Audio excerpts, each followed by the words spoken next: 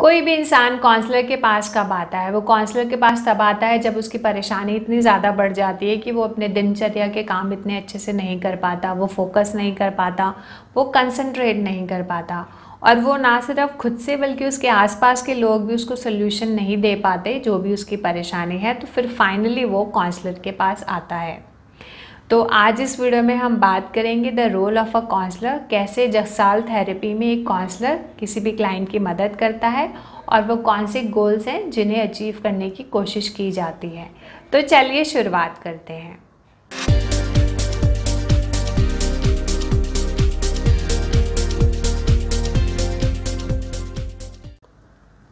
Hello friends, मैं हूँ मोनिका और वेलकम करती हूँ आपका अपने चैनल में। तो बात करते हैं रोल ऑफ अ काउंसलर।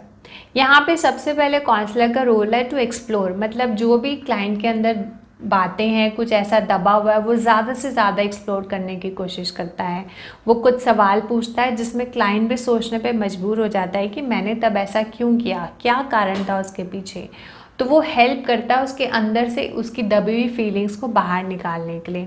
उसके बाद रोल ऑफ अ काउंसलर होता है किसी भी इंसान को सेल्फ अवेयर बनाना कि आपकी ज़िंदगी ऐसे चल रही है, यहाँ पे आपने कुछ डिसीजंस लिए हैं जिसकी वजह से आज जो भी आप ज़िंदगी जी रहे हो वो आपके डिसीजंस की वजह से ही है, जिससे कि वो सेल्फ अवेयर हो जाए, उसे पता चल जाए कि हाँ तब ऐसा हुआ था, उसके कारण मेरी ज़िंदगी जो है इस रास्ते पे चल रही है। तो अगर मुझे फ्यूचर में अपनी लाइफ को चेंज करना है तो मुझे अपने डिसीजन प्रोसेस को चेंज करना होगा और खुद से सेल्फ अवेयर होना होगा कि कौन सी चीज़ें मेरे लिए ज़रूरी हैं और कौन सी नहीं।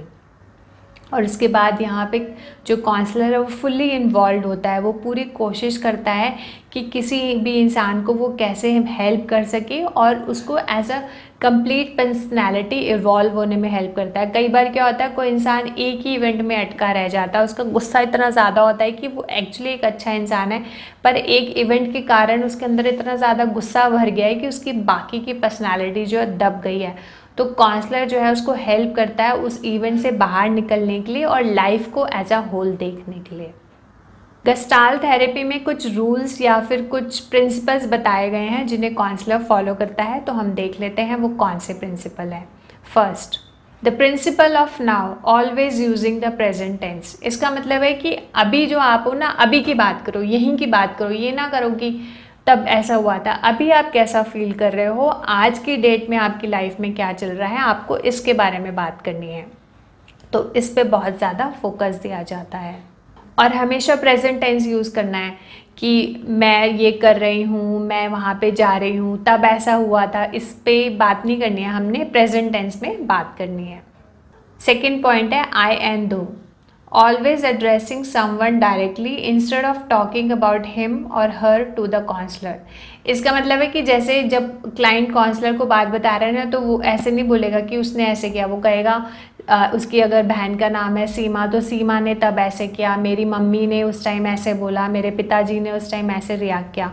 तो उसने नहीं बोलना, उन लोगों का नाम लेना है। जब हम नाम लेते हैं तो हमारे दिमाग में इमेज बनती है, हमारे उनके लिए इमोशंस जनरेट होते हैं।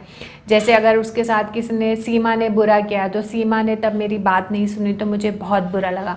तो वो फुल एक्सप्रेशन के साथ, फुल इमोशंस के साथ बोलेगा। तो काउंसलर जो है उसको बोलेगा कि आप मुझे उसने उसको मत बोलो, एग्जैक्टली कौन था, क्या उसका नाम था, उस हिसाब से मुझे सिचुएशन के बारे में बताओ।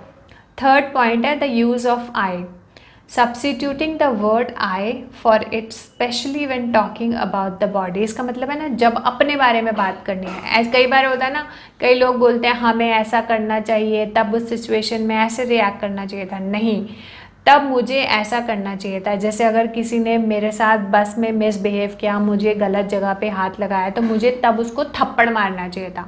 तो मुझे ऐसा करना चाहिए था, मैंने तब ऐसे एक्ट नहीं किया, या फिर मैंने तब ऐसे एक्ट किया। तो बजाय इसके कि हमें ऐसा करना चाहिए या लोगों को ऐसा करना चाहिए, इसमें फोकस किया जाता है कि तुम आई बोलो। जब भी हम आई बोलते हैं ना, तो हमारी रिस्पॉन्सिबिलिटी बनती है, हम खुद को रिस्पॉन्सिबल फील करते हैं।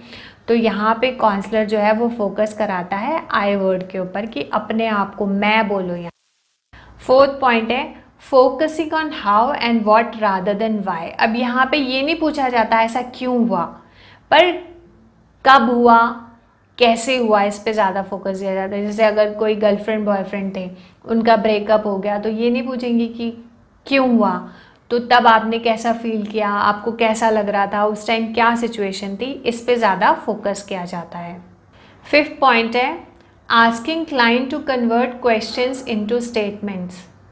अब इसका मतलब है जैसे कि अगर कोई बोले कि मैं मोटा क्यों हूँ, तब ये तो एक क्वेश्चन हो गया, ये सवाल हो गया। अब इसको स्टेटमेंट में कैसे कन्वर्ट करना है कि मैं ज़्यादा खाता हूँ इसकी वजह से मेरा वज़न बढ़ गया है, तो ये एक स्टेटमेंट है।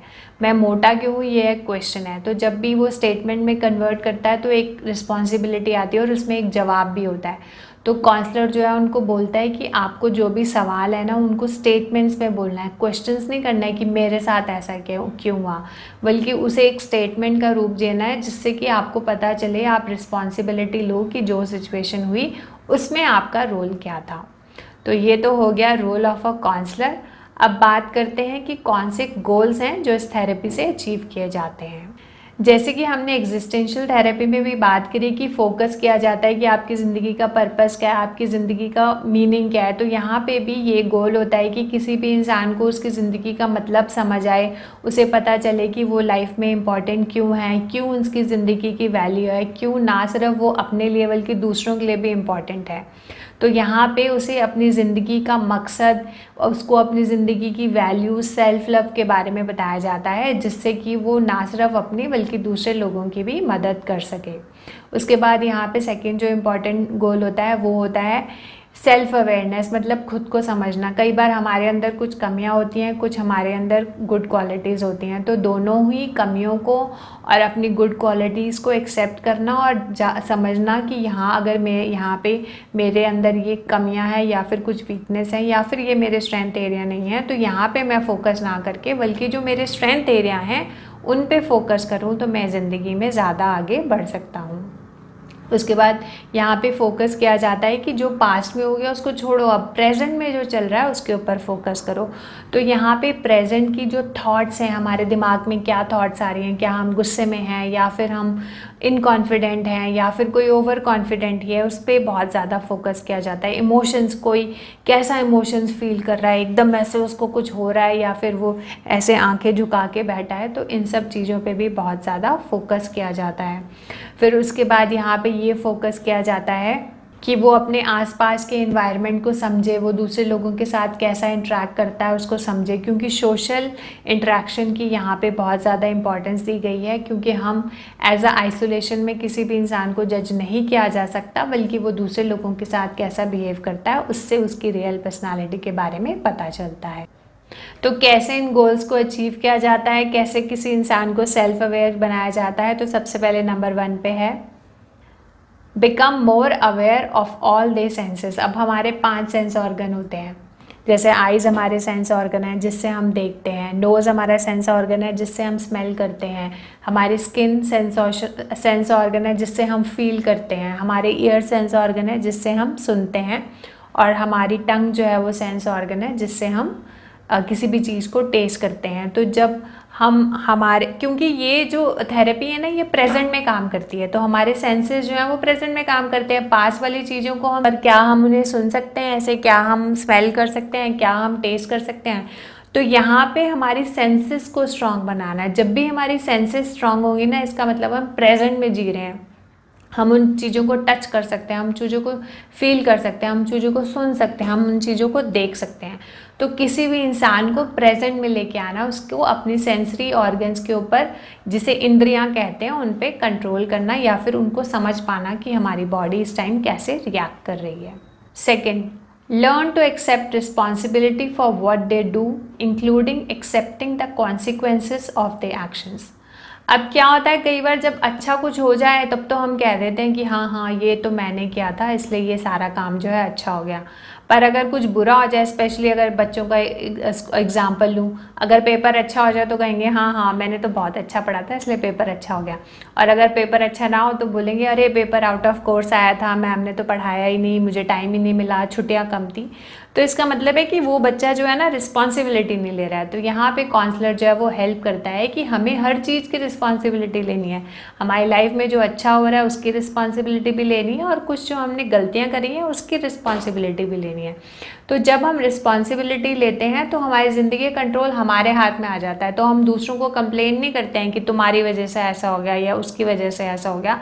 हम खुद को रिस्पॉन्सिबल फील करते हैं, और जब हम खुद को रिस्पॉन्सिबल फील करते हैं ना, तो हम आगे में फ्यूचर में फिर बहुत सोच समझ के डिसीजंस लेते हैं कि हाँ, पिछली बार मैंने ये गलती करी थी, उसकी वजह से ये मुझे नुकसान हो गया, पर अब मैं ये गलती नहीं करूँगा।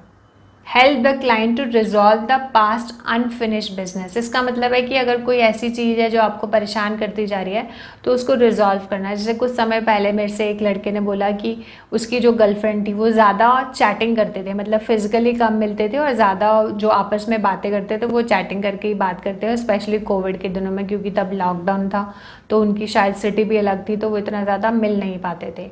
तो क्या हुआ, उस लड़की के भाई को पता चल गया इन दोनों की रिलेशनशिप के बारे में, तो उसके भाई ने उसको डांटा ढूंढा और उस लड़की ने क्या किया, इस लड़के को ब्लॉक कर दिया।